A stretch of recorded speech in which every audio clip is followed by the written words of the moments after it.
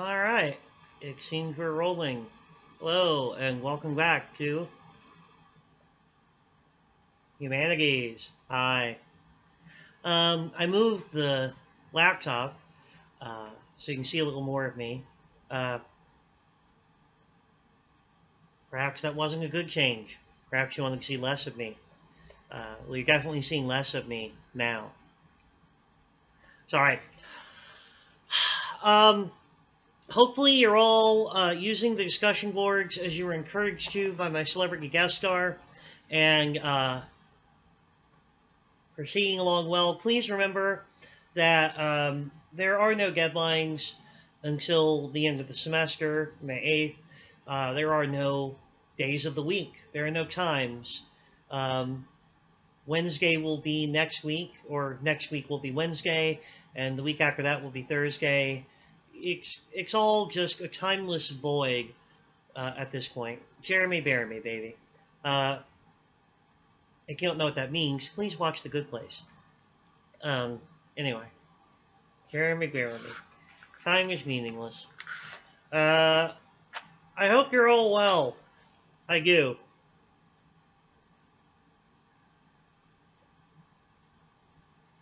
It's crazy. It's all crazy. Everything's crazy right now. So I hope you are all doing well. And topically, haha, we're going to be talking about the collapse of the Roman Empire and the Dark Ages. Um,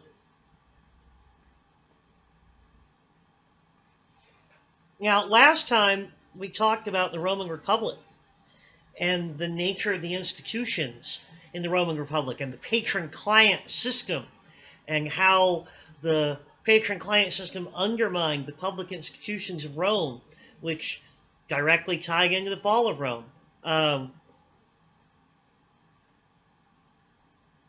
Or rather, the fall of the Republic and the establishment of an empire. And today, I'm jumping ahead to the fall of the empire. Why am I doing that? Didn't anything interesting happen during the empire? Sure, lots of stuff. If you like battles and assassinations, and who doesn't? Those are fun. I mean, less so for the person who's being assassinated. But afterwards, everyone else gets to throw a nice party, and there's punch and pie.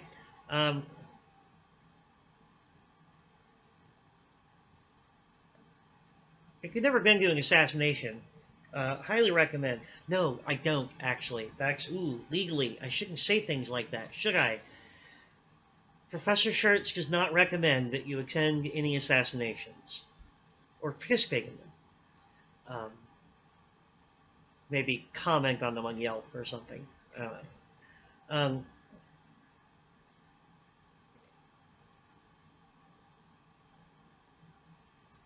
The reason I'm skipping most of the Roman Empire is that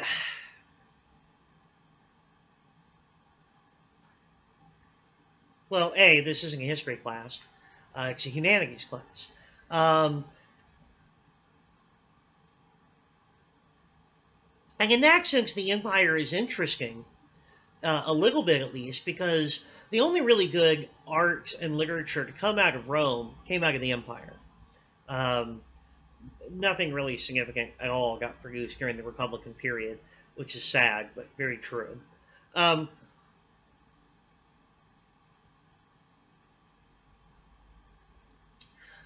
But as far as the big ideas that move history, which is what I've been focusing on, the imperial period is less interesting to us because it's kind of a slide backwards. Democracy in Athens, although it lasted only briefly, and the Republican government in Rome, which lasted almost 500 years, so good for them, were interesting to us from a perspective of our study of the humanities because they represented a step forward in terms of how to organize society and to do government, how to do rulership. The classic autocracies of Mesopotamia were, I have a cat behind me, don't I? The classic autocracies of Mesopotamia uh,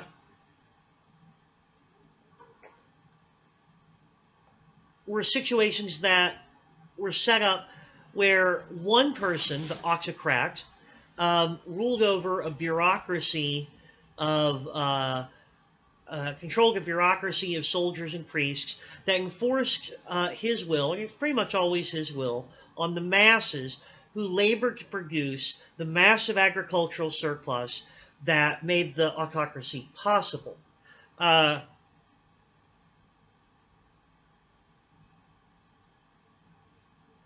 we talked about how in Greece and Italy, the fact that there wasn't as much of a massive agricultural surplus meant that autocracy did not develop, that we got to a simple kingship, a simple aristocracy with a simple kingship, and the king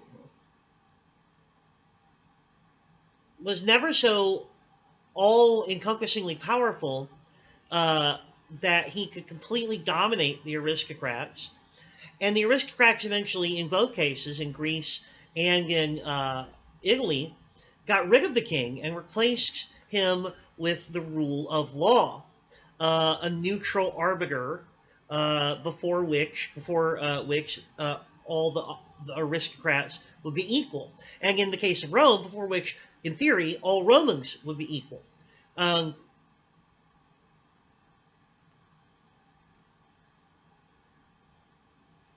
Now, Greek democracy had its brief window, its brief flame, wherein which it provided some tantalizingly inspirational ideas, but never managed to really get off the ground in a solid way. It was eventually compromised by the oligarchs and then displaced by Persian rule after the Peloponnesian War, and that's just too bad. But Roman republicanism, on the other hand, got going and kept going for 500 years. But as we discussed in the last video,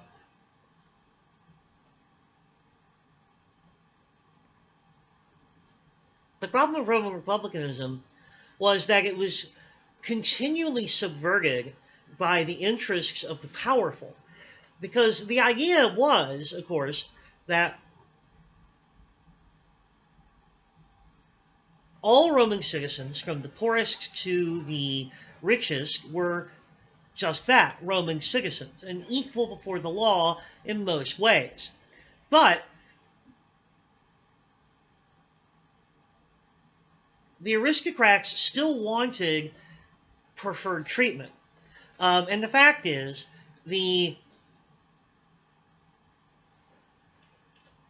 inequalities in wealth allowed them to subvert the public institutions and receive preferred treatment. And thus we got the patron-client system, wherein people who did not have that privileged access to the institutions, rather than just going through the official public channels, would use back channels, establish connections to wealthy people who could subvert the institutions and get them to do it on their behalf. And then they would exchange client service to these wealthy people, either by serving them in a literal sense, such as in their household as employees, or in a less direct sense, such as by voting for the wealthy patrons' preferred candidates for office when it came time for election. Okay, so what we have then is a system where public institutions were set up to mediate the relationships of individual citizens, but the public institutions, as public institutions, this is the nature of them, could not be completely independent and apart from the citizens. They're composed of citizens. Public institutions aren't administered by computer, they're administered by people. And People will show favoritism. People can be bribed, so on and so forth. So there was an inequality. We have this theoretical equality in terms of legal standing, and we have a material inequality in terms of wealth, and that material inequality in terms of wealth subverted the legal equality and helped distort it so that people were not legally equal. The rich could subvert the proper functioning of the institutions in their favor. That's better. Anyway, having a little trouble with my pipe. Sometimes it gets clogged. Pipe smoking is a complicated thing. More so than I realized when I started. But can't back out now. I'm not a quitter. Now, you may recognize this pattern of society. That happens in our society. We have the rule of law. But we also have real material inequalities. And those material inequalities do subvert the legal equality that supposedly exists. Rich people can afford better lawyers and can get preferential treatment. This is privilege, economic privilege, or even racial privilege, as different racial groups are sometimes treated differently before the law, even though they are theoretically equal. Why does that happen? Again, social institutions are made of people. The public institutions are made of people, and those people bring their personal prejudices to those public institutions. So,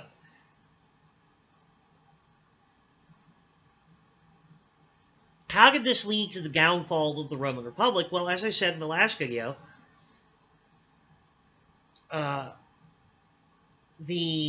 eventually the wealthy began doing whatever they wanted, and with no one to stop them, with the institutions paralyzed, in effect,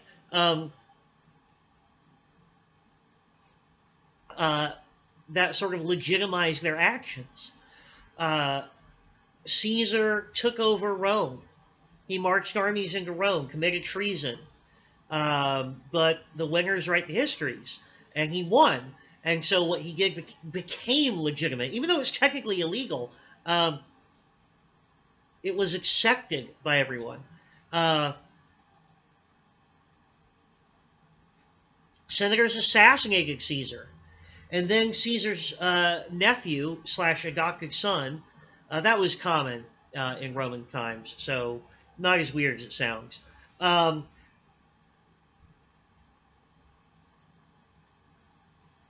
His nephew / adopted son, Octavian, just sort of assumed all the power. It was not legal for him to do so, strictly speaking, but he did it anyway. And since nobody stopped him, it became the new normal. He did things that he wasn't allowed to do. Everyone just sort of shrugged and went on, and that became the new normal. The institutions were completely subverted. And Octavian became, in effect, an autocrat, a Mesopotamian-style autocrat.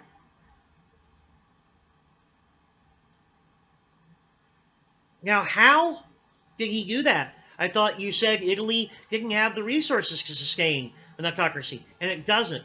But by the time Octavian became the first emperor, although he never called himself that, by the time Octavian became the first emperor and took on a new name, Augustus, respected one, Rome controlled Italy, southern Spain, vast portions of what are now, well, pretty much all of Spain, vast portions of what are now France and Germany, Greece, North Africa, Egypt, parts of what are now Turkey and Syria and Palestine.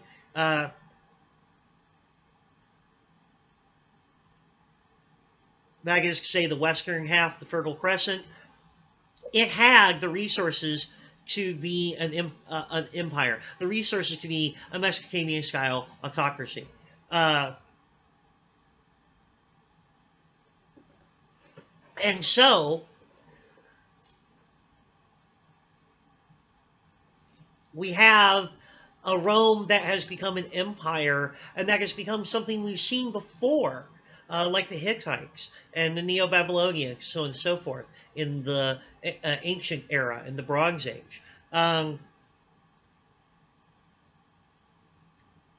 that's why I'm not going to spend that much time on the empire. There are other videos that I posted for you to watch that can tell you about it, but I'm not going to spend much time on it because it's a slide backwards away from the humanistic rule of law and towards the ahumanistic rule of an autocrat. The republic devolved, if you will, to a certain extent.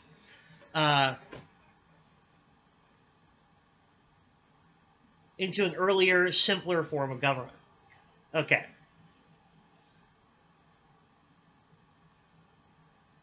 But that brings us to the fall of Rome, the fall of the Roman Empire. Now, like I said before, I'm not going to have the hubris to claim that I know exactly what caused it, but I can tell you what happened when it fell. And how we wound up in feudalism. And that's the crucial bit. So,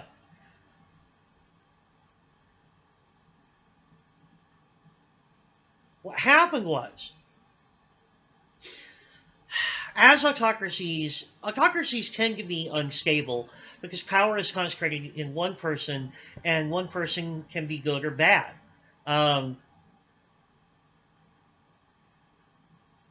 Things went reasonably well during Augustus's life, and for a short period thereafter. The people who came right after him were uninspiring, but they were all right. But by the time that you hit the 3rd century, for sure, and even during the 2nd century, Rome is kind of going off the rails. It's not doing well. A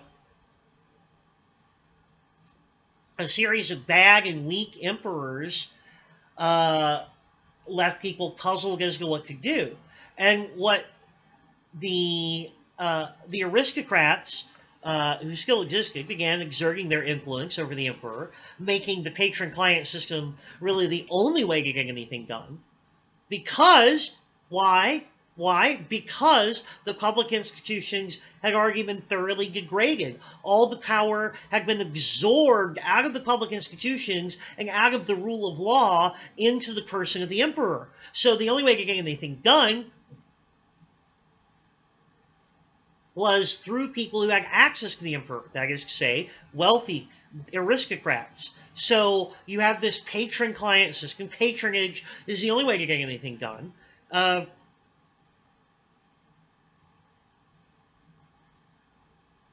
And then, when the emperor is bad, the wealthy aristocrats begin thinking, well, okay, we need to get rid of this guy. He's running the whole place into the ground.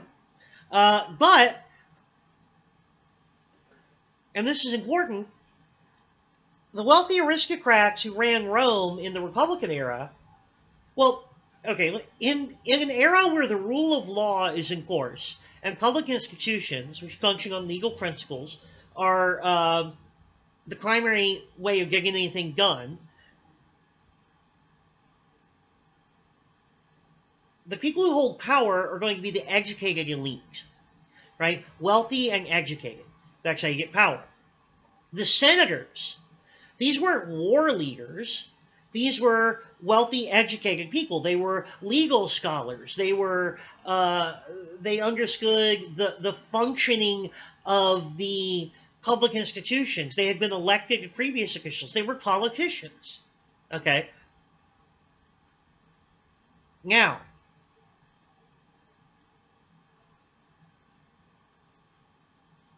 that meant that they could hold power and influence it during the Republican era by influencing the bureaucracy, by influencing the public institutions. But let's say the public institutions are degraded and can't accomplish anything. You have to directly appeal to the emperor. Okay, who's got power? Persuasive people. People who can persuade the emperor. All right, still, professional politicians, doing well. But what happens if you need to get rid of the emperor? Well, all right, a bunch of senators did assassinate Caesar. He wasn't an emperor, but he was assassinated by a bunch of senators. But that was a fluke, a one-off, and it wasn't even very well done. If you need to get rid of someone, if you need to bump someone off, rub someone out, whack them, in any other gangland metaphor for idiom, rather, for killing somebody, you don't call a politician. You're like, you know what? We need to take out Osama bin Laden. Let's get our finest hit squad of senators and people from the House of Representatives here. No! Who do you call to kill Osama bin Laden? The Navy SEALs, right? And so Navy SEALs time traveled back to Rome. No, I'm kidding. Have you ever seen that movie, Navy SEALs? Charlie Sheen and some other people? Don't. It's terrible. Terrible movie. I had a friend who loved it. I still love that guy. Great friend. Horrible taste in movies. I'm looking at you, Wes. That's right. Navy SEALs sucks. It really does. Anyway, bad film.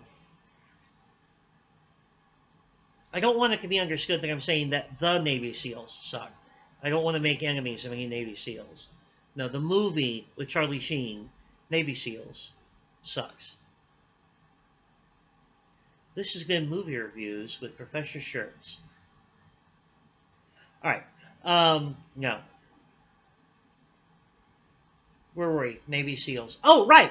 Who do you call to kill someone? Soldiers! Military people. They've got weapons, and they know how to kill people. So what started to happen in the imperial period is that when a bad emperor would go around being a bad emperor, that was eloquent. I'm a professional. I've been doing this for years. Bad emperoring? What are you doing? All right, come here. Come here.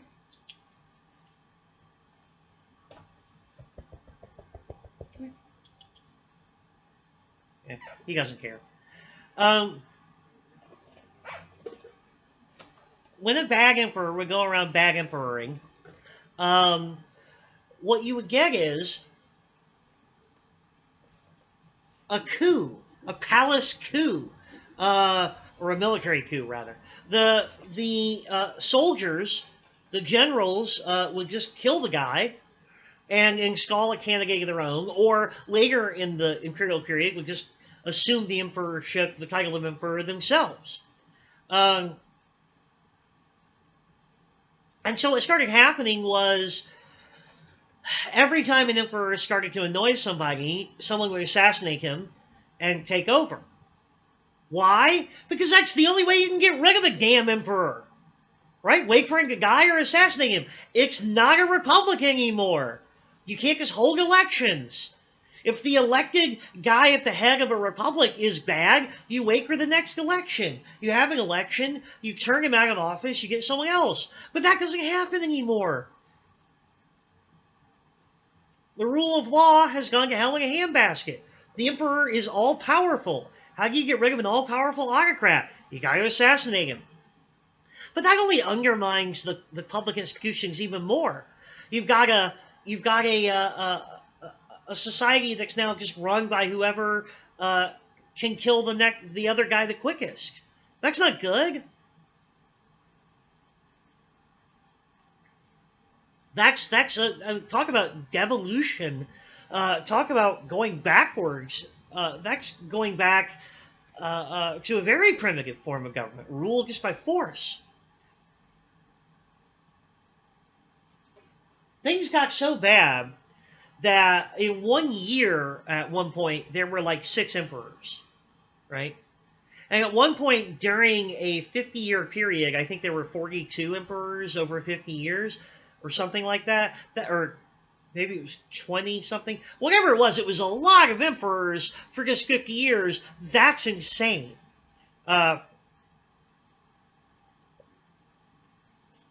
That is not a stable society.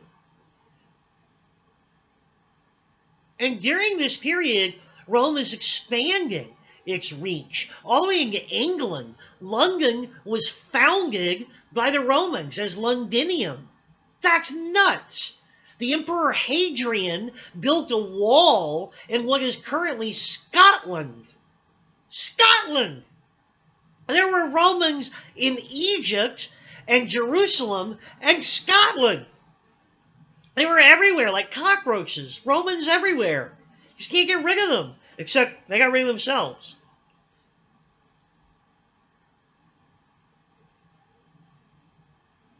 How did the Romans get rid of themselves? A couple of things happened.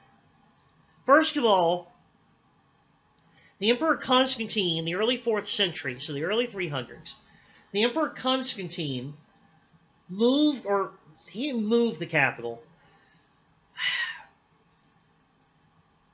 Italy has never been resource rich. We've been over this number of times. The big empires, the big autocracies arose in the Fertile Crescent and in Egypt for a reason. They have lots of resources, lots of food, which is the fundamental resource, gold, riches of other kinds. Constantine established a second capital in Greece, in what he called Constantinople, that is, city of Constantine.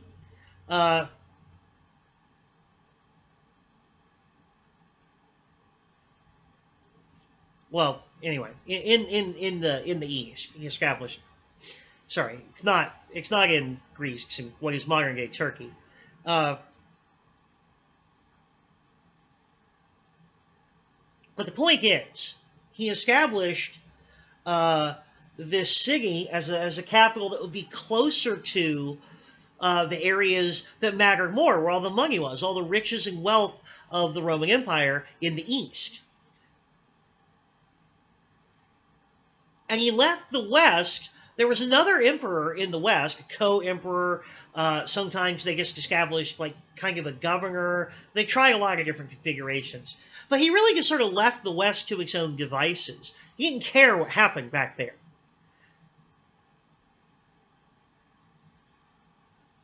Now, in the east, Constantine was able to reestablish something of the rule of law. He still wanted to be emperor, but he needed functioning bureaucracy to keep the money flowing in effectively, to keep trade going, to keep tax collection going. He needed functioning public institutions. So basically, he was able to create a functioning bureaucracy in the style of a Mesopotamian aristocrat, which is appropriate since he is now in that eastern part of the world, in that part of the world where the Mesopotamian aristocracies came from in the first place.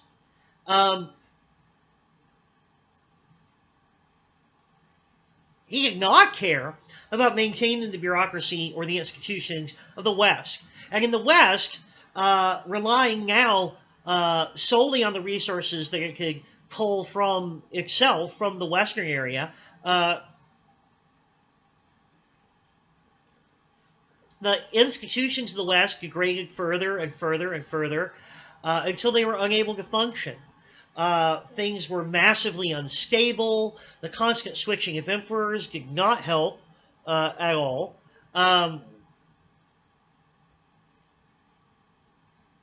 That was a bad thing. And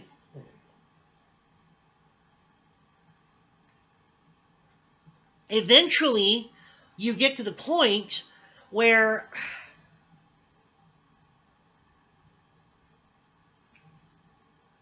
nothing is really being accomplished at all in the West except through the intervention of wealthy patrons.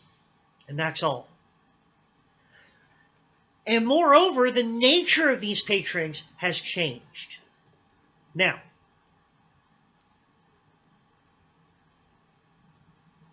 we're going to switch gears for a second and talk about something fun like barbarian invasions. We're going to tie it back to the degradation of public institutions in the West, Western Roman Empire, and how that leads to the fall of Rome. Okay. Now, for a long time, thanks to the influence of Edward Gibbon, a lot of people thought that the empire fell because German quote unquote barbarians moved in and destroyed the foundation of Roman society. Nothing could be further from the truth.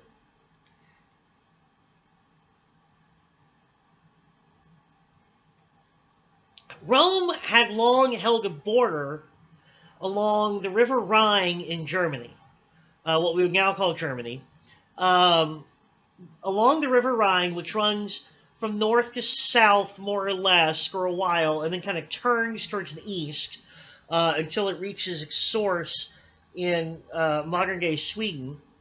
So it's this kind of L-shaped situation.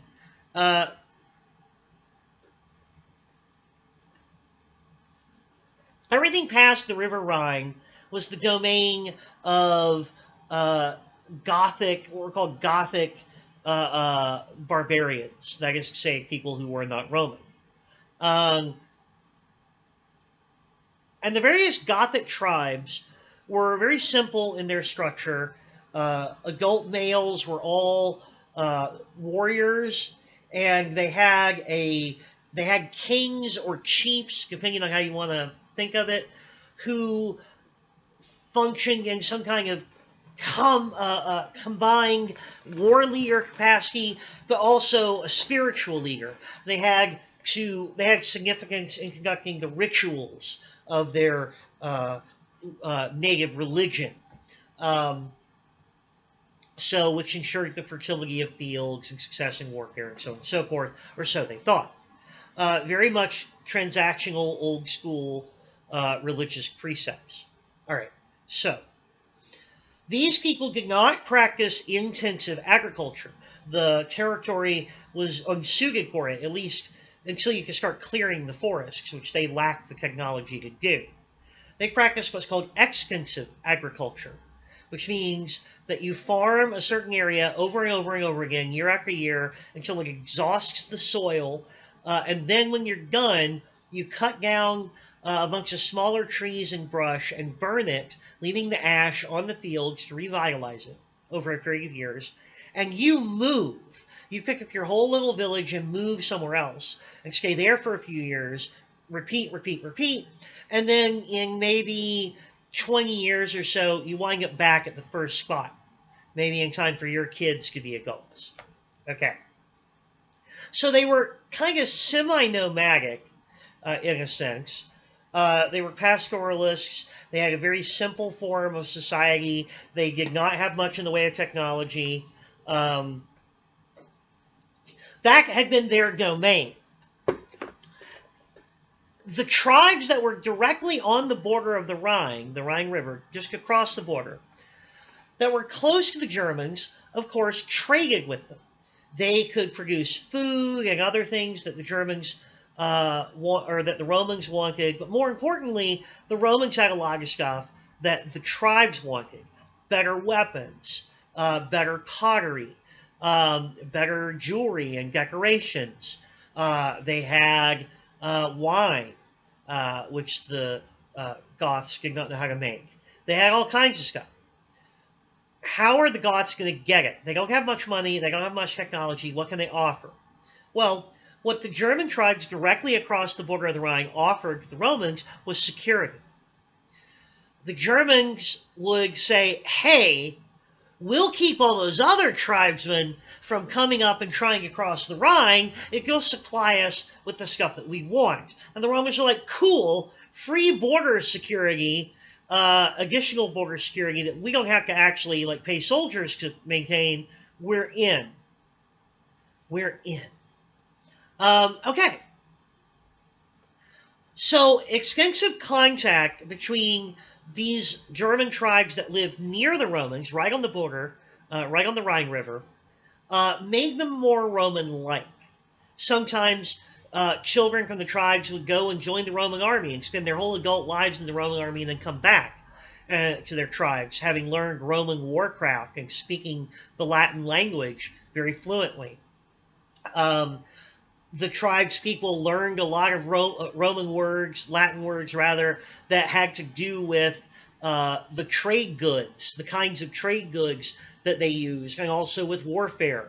When I took history of the English language for my English degree in college, um, you look at all the different periods of influence on English. And of course, English comes out of the Germanic Anglo-Saxons who moved from modern day Germany to England at one point. But those Anglo-Saxons had words that come from the Latin. And they got those words from this period of contact. So certain words that have to do with certain trade goods and with military aspects were learned by these Gothic tribespeople and then passed along to their descendants, and then those descendants go to England, and those words wind up making it into English. So that's interesting. I mean, that's kind of neat, if you ask me. Anyway, okay, so, I mean, that's why the word wine is what it is. That comes out of the Latin, ultimately. Anyway, so, how does this relate? Well, sometimes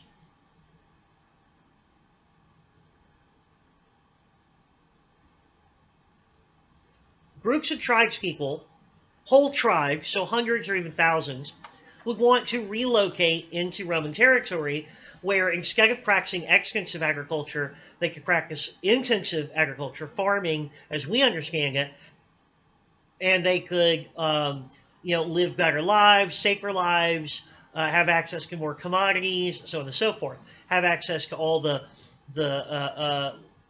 perks of Roman life, roads, mail systems, courts of law, which of course weren't functioning very well at this point, but still. They wanted to live the Roman dream, right? Okay. So, sometimes the emperors would allow them to come in. Other emperors would not. But in the 5th century, the 400s, from the east, from roughly what is the modern-day Ukraine,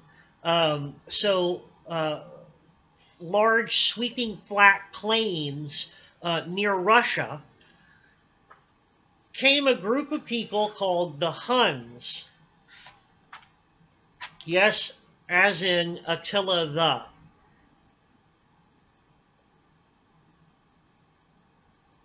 And led by Attila the Hun, whom you may have heard of, they swept westward into Europe proper,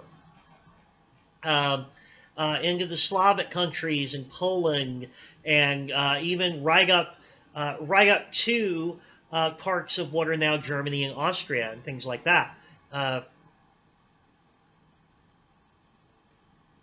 And Romania, and the Czech Republic, things like that. Okay, so what happened to the people that were living there?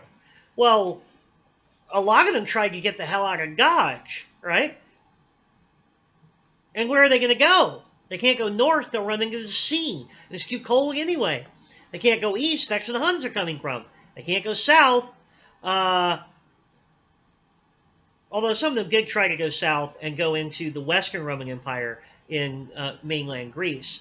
But the mountains are high there and it's difficult. The easiest movement path was west across the Rhine River into the Western Roman Empire.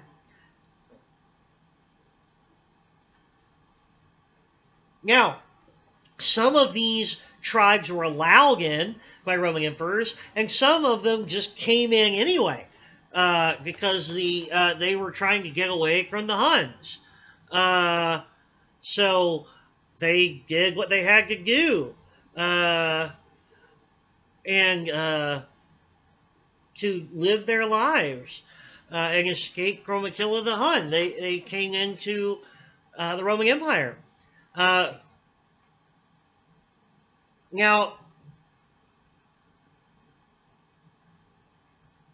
This caused a lot of fighting in these areas of modern-day France and Germany because the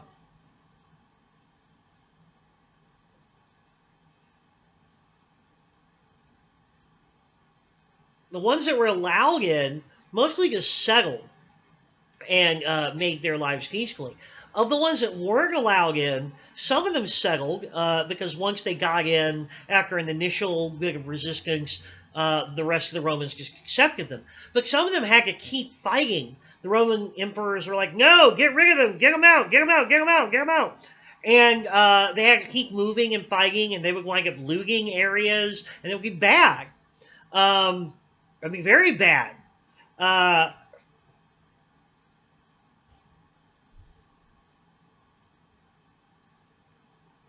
One group of them, the Vandals, did a lot of damage. The Vandals, opposed by the local Roman forces and just trying to get somewhere away from the Huns, marched directly to Rome and sacked it, burned a lot of stuff, destroyed a lot of stuff. And if you're thinking, it's funny that they were called Vandals and they destroyed things and messed things up, that's why we call Vandals Vandals. It literally is. That's where the word vandalism comes from the damage that these tribespeople did to Rome. To behave like a vandal is to mess up something good, to vandalize. You're acting like a German tribesman who sacked Rome. So when we say let's go vandalize something, I mean we're going to hop a flight to Italy and burn Rome. No, I'm kidding. I just mean we're going to spray paint on things. No, I don't do that either. Anyway. Okay.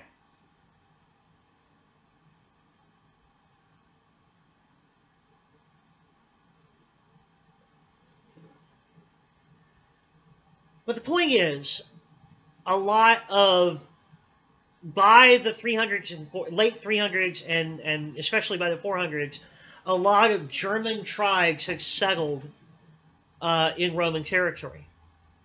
And in some cases, they became strong, especially as the Roman public institutions weakened and the ability of Rome to pay soldiers faltered. The Western Empire, the ability of the Western Empire to pay soldiers faltered. Of course, soldiers who aren't being paid are going to go home. They're not going to get their jobs. But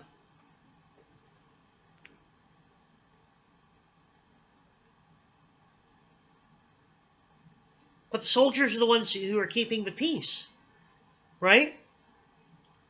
What happens when everything is going to hell in a handbasket? When the courts aren't functioning?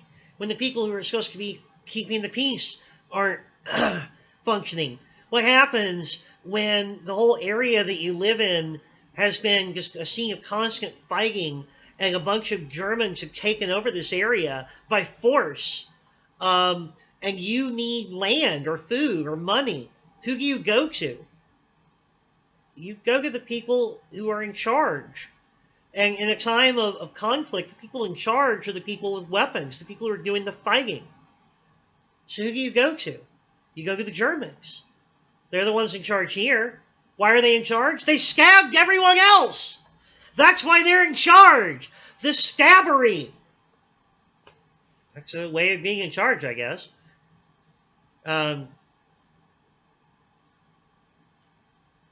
It doesn't work that well in modern society.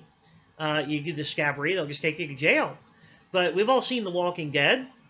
What happens when modern society collapses? Who's in charge? The person who can do the scabbery or the sugary or whatever.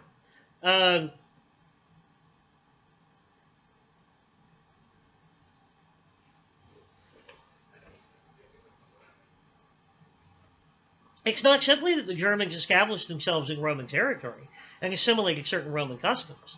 It's that they established themselves as authority figures, because in a time of instability and conflict, authority comes from strength, the ability to kill people.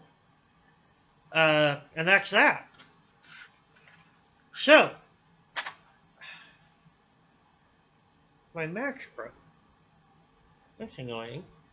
So, the Germans are becoming patrons.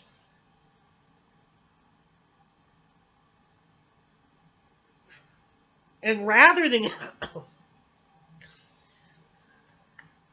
they are a different kind of patron. Rather than getting things done for their clients through manipulation, through politics, through manipulation of the bureaucracy, they're getting things done through raw brute force. And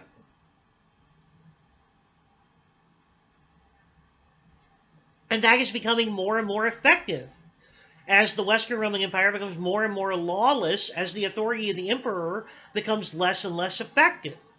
And of course the authority of the emperor is becoming less and less effective. You get to the point where the emperor is only going to be emperor for like a few months before someone stabs him and takes over. Of course he's not going to be able to get anything done. No one's going to listen to him. Who cares? The people who are obviously really in charge are the stabby people. So let's just listen to them. Cut out the middleman. Cut out. I'm terrible. I'll see myself out.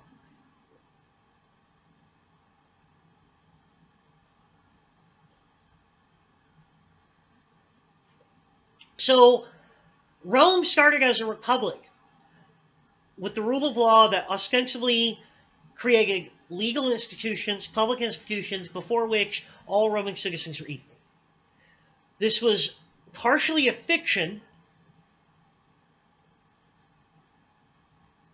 and the educated politicians could manipulate the machinery in their favor, and so it creates a patron-client system, where you go to your patron to get things done, and they get things done by manipulating the public institutions in the favor of the client.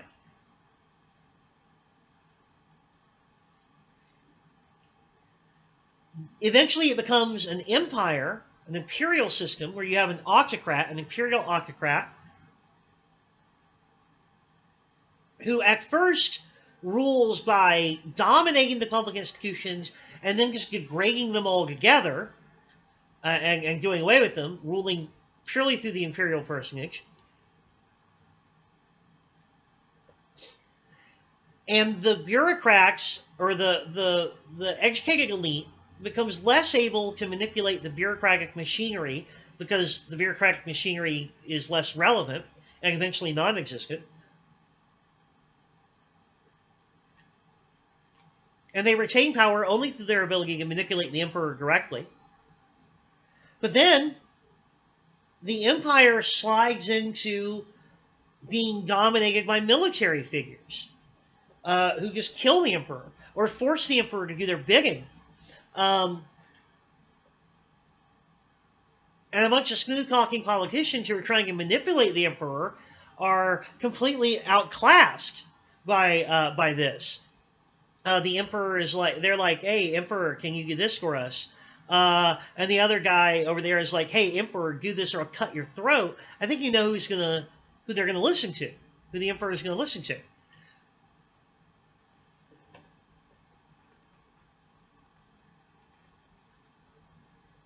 And then, of course, these politicians, these educated elite people, become even less relevant as the power of the emperor becomes non-existent, because the emperor is a non-entity, effectively, in terms of there's no one cares what the emperor thinks. The emperor is just going to get killed in a few months. Who gives a shit?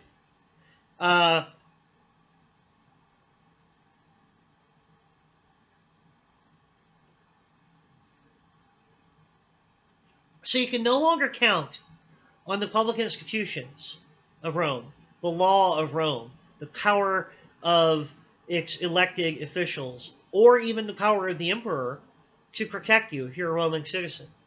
You can't get justice by going to court.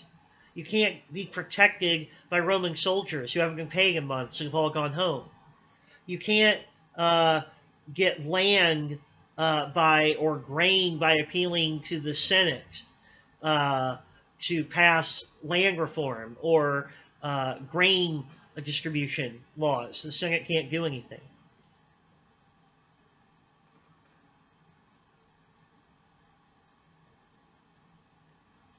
If you're a Roman citizen living in this territory, who do you go to get things done?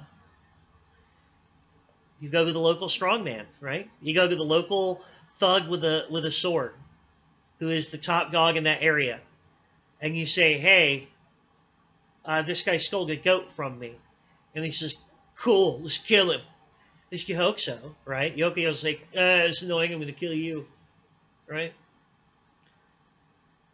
Rule by thugs with swords. That's what it came down to. Ultimately,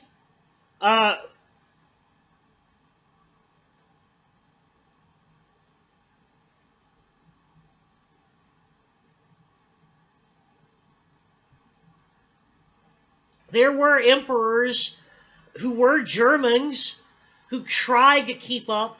They were German tribesmen by birth who served in the Roman imperial military for their adult lives. Some of them tried to maintain order. They thought they took on the title of Roman emperor to try to get some kind of supremacy over their fellow German tribesmen and to establish some kind of order. Theodoric he kept writing to the emperor in the East, promising him that he was going to keep things running real smooth in the West. The emperor in the East didn't give a shit. Odoacer, finally, in 476, a German, takes the title of emperor by force, like so many had before him. He marches into Rome, forces people to make him the emperor. He's assassinated, as well as his son, Romulus Augustulus, who was an infant. And then, so that's in 476, 510? 510 was Alaric, maybe? No. 410 was Alaric.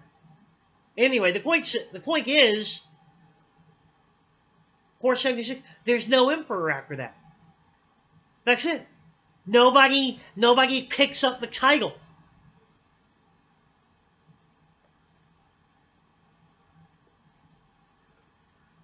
So what happened? Did everyone just suddenly stop speaking Latin? Oh, look at that. The Roman Empire's over. It's time to be medieval. Everybody change your clothes. No!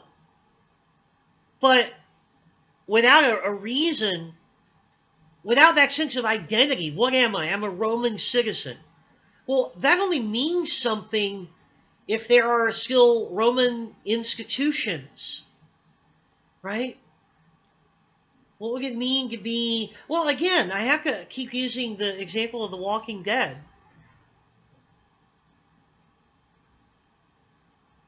Before the zombie apocalypse, the main characters in The Walking Dead, and I've only really seen like season 1 and 2, so...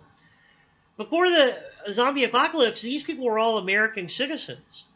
And I guess technically they still are, but, like, technically there's no American government, so how can you be a citizen of a country that doesn't really exist?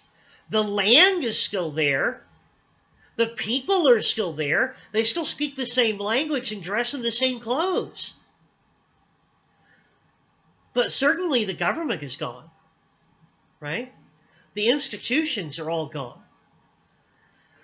The pattern of life is going to change. It becomes a lot less important. I've seen the season where there's this guy called the Governor who sets up this little town that he's running that keeps people safe from the zombies. And they have electricity, and they've got a little functioning society there. Well, okay. I think at that point, it's a lot more important if you're a loyal citizen of that town, somebody who's loyal to the governor, than if you're a resident of Georgia. What's Georgia? It's a bunch of stuff defined by lines on a map and a bunch of institutions that no longer exist. The Georgia Office of the Governor, the Georgia State Courts. Don't see those anywhere. Georgia State Police. Don't see them. No. It's a lot more important that you're a resident of this little new society, this new little town, that you've pledged allegiance to this guy calling himself the governor. That's what's important. And that's exactly what happened. In the Roman West, the institutions of Rome, uh, just vanished. There was nothing to maintain them. The authority collapsed from the top down, and there was nothing going on. Here's the thing: people in outlying towns and cities and villages of Rome maintained some of their traditions. We have records of a little city in what is now Germany that maintained certain like Roman festivals and certain Roman civic holidays all the way up into the 600s, but like only a little bit, right? Other places scoffed immediately. And certainly it was more important which local guy with a sword you were loyal to than the idea of being a Roman citizen. Why would you speak Latin anymore? Who cares? It's more important to speak the local language of your local strongman, right?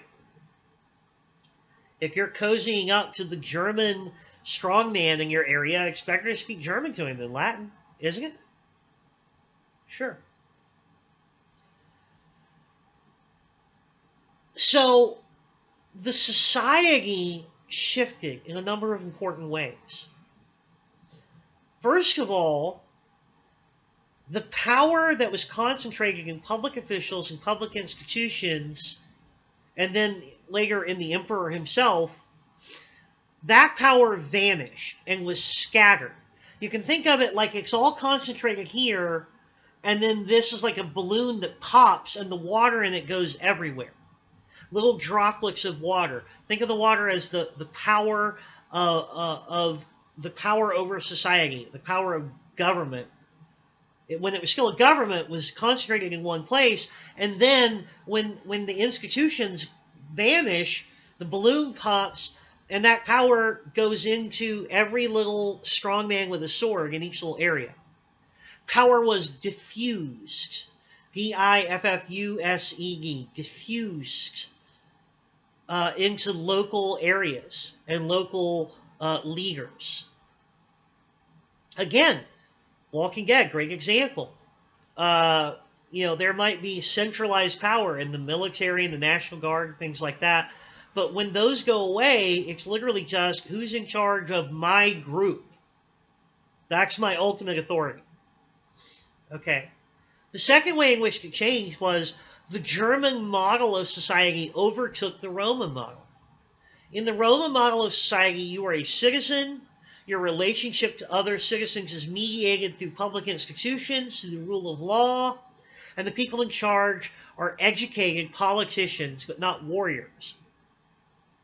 In German society, every adult male is a fighter.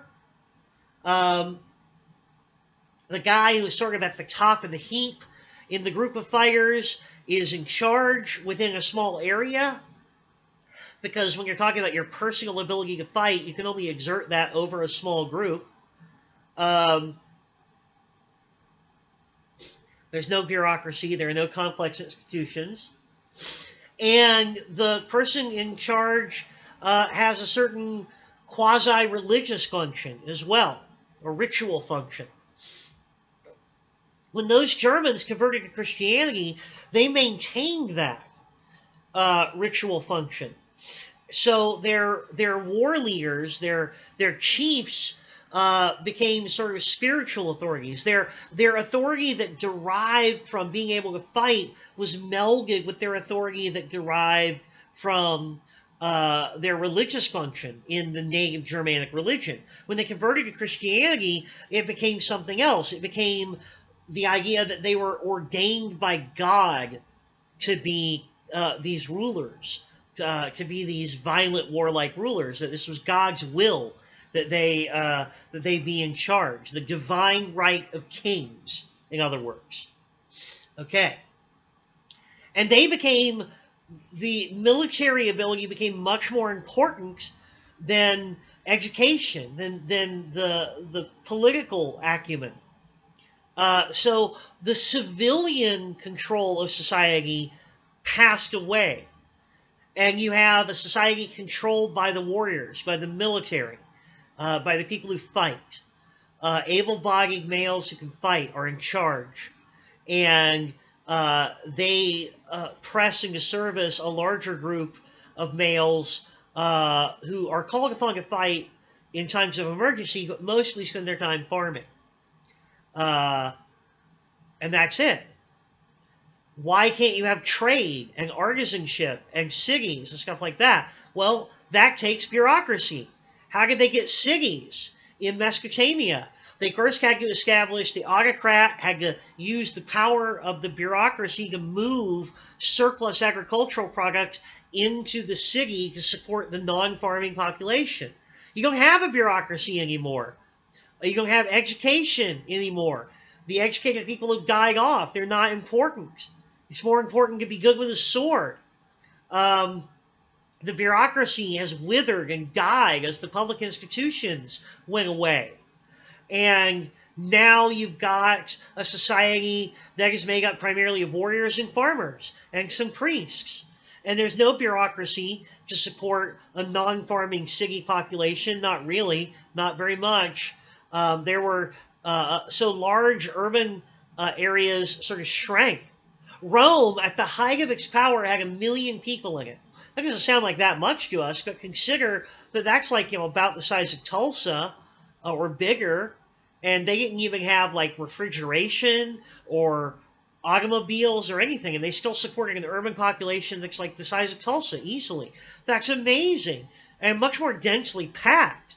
But at its height, Rome had a population of about 1 million people, and by the time you reach like the 7th century, the 600s, or even the 500s, Rome is down to 100,000, a tenth of that. A tenth of that. Whole sections of Rome were empty, were just prowled by wild animals. Sections of Rome, parts of the city, became home to wild animals primarily. That's nuts. That's bonkers, man. I mean, wow. That mainly what lives in parts of Rome are wild animals. It's crazy.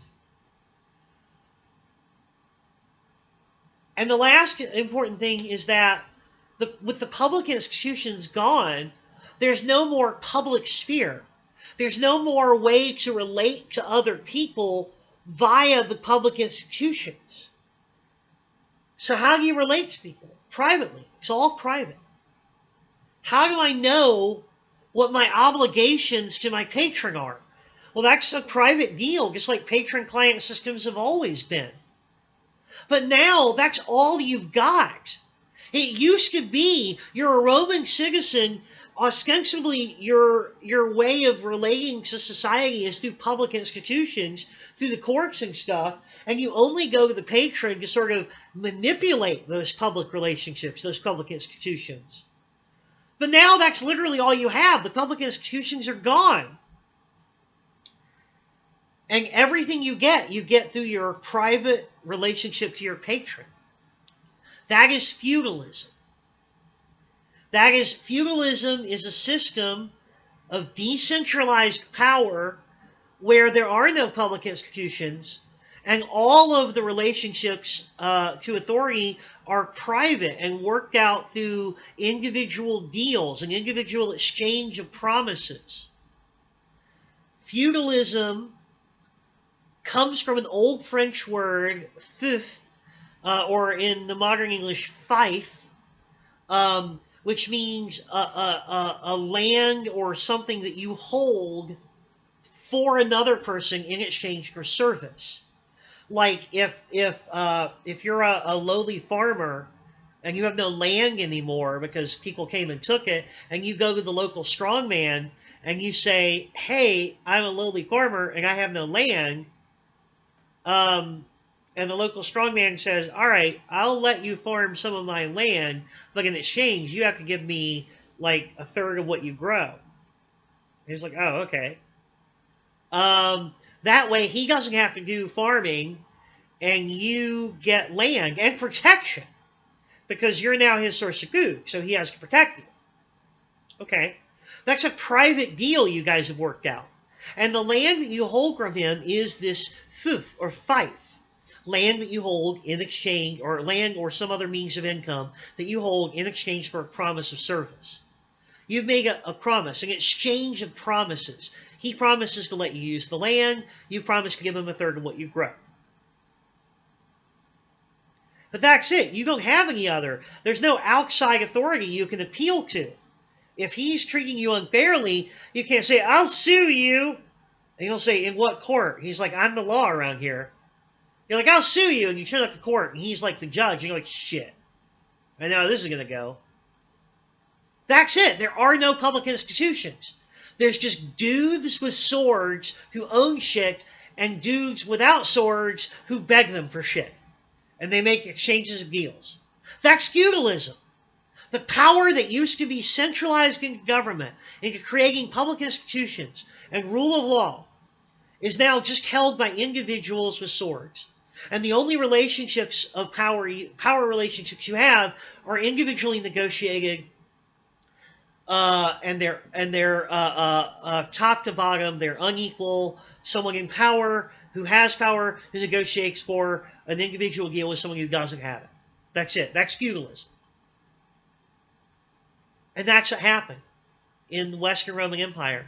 It became a feudal society ruled by warriors, with education a dead issue, the Roman tradition gone, the public institutions gone. That's it. And it fell into a dark age.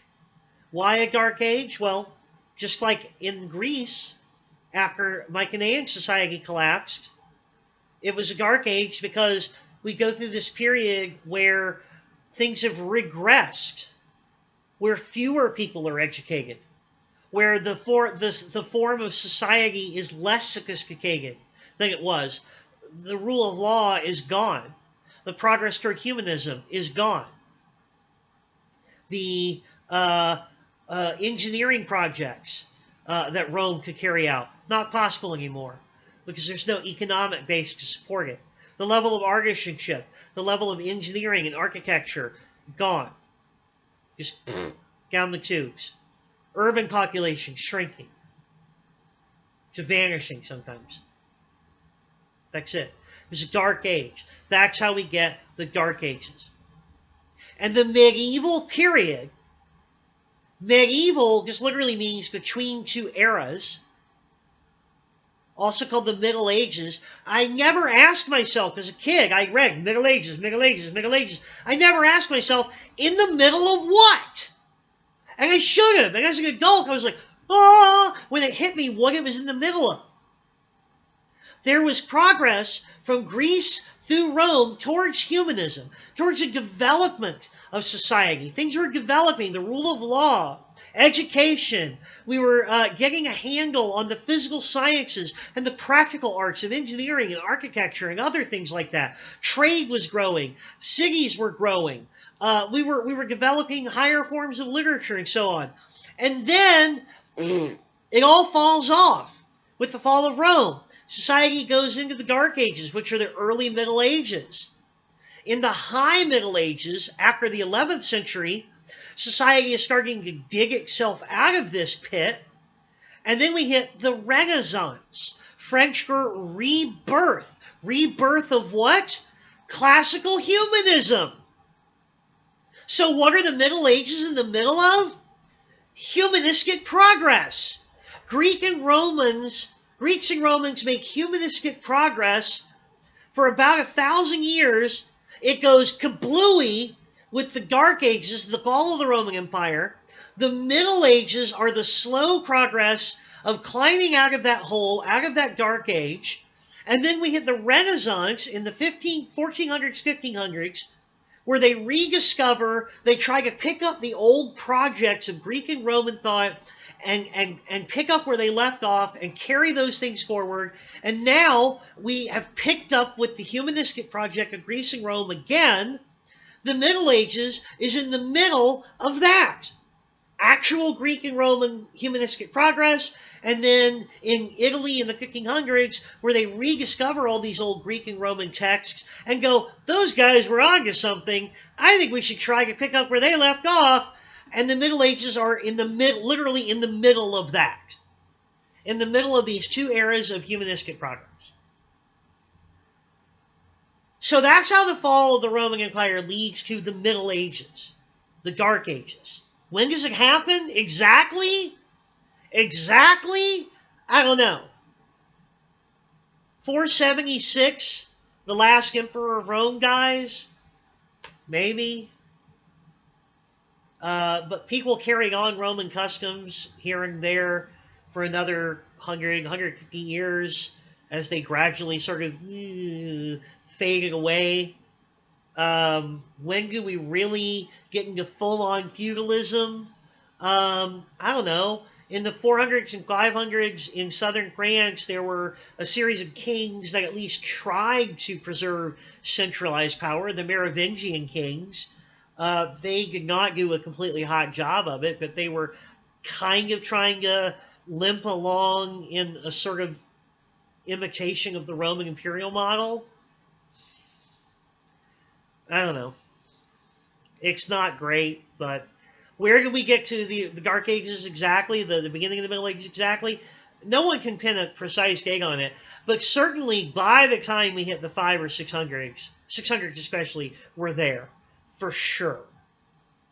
But 476 is a fine year to put on it, or even call it 450. Call it like around 450, mid-5th century, fall of Rome, beginning of the Middle Ages, beginning of the Dark Ages, fall of Rome. That works for me.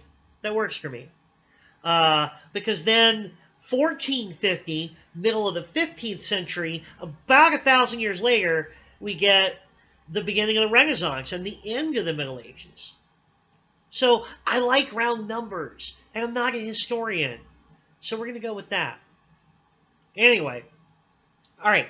So that's the Empire and Fall, the Empire and Fall and the beginning of the Dark Ages. So that's what we got going on there. This one video will cover both Empire and Fall and the Dark Ages unit, I think. That should be sufficient. And then the next video, I'll cover sort of the Dark Ages transitioning into the High Middle Ages. And I'll stick that with either the Dark or the High Middle Ages unit. I don't know. But I'm going to try and get at least 2 videos knocked out this week, because we're running out of time. I love you all. I hope you're doing well. Please take care. Don't worry about your grades. Just try and get done what you can get done. And I hope to see you all again sometime in the future. Take care. Be well. Good night.